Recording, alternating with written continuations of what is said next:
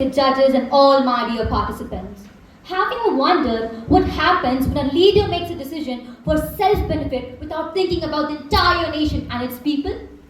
Well, the consequences are not faced in the parliament halls, they are faced in the ordinary homes. Voices fall silent, fear replaces trust, and freedom slowly slips away.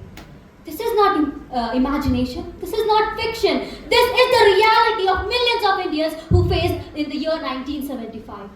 That night wasn't war, it was the emergency, a period of 21 months where voices were restricted, where basic rights were suspended, and where freedom slipped away.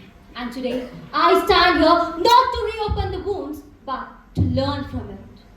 Now, of course, past cannot be rewritten, but the future can absolutely be reshaped. The emergency taught India a lot of lessons that no classroom or textbook could ever teach. It taught us that democracy is not strongest when everything is calm and fine. It is strongest when it is questioned and held accountable. It proved us that institutions matter only when they are independent. The free press is the voice of the entire nation, and also our rights are not permanent possessions, they are the responsibility that we must protect.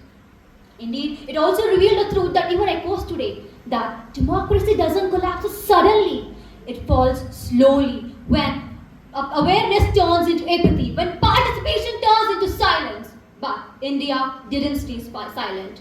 People spoke, democracy revived, and the constitution stood firm. This shows something extraordinary, that India's strength is not that it never faced darkness, but its strength is that its people chose light when darkness appeared. And that brings me to us, the future leaders and the youth of this nation. I, as a student and as a young Indian, believe that our duty is not just to celebrate democracy, but it is to practice it. The future of the nation shall not be shaped in the parliament, but it should be shaped in the conversations, in the debates, in the classrooms, and in the choices which we as citizens make.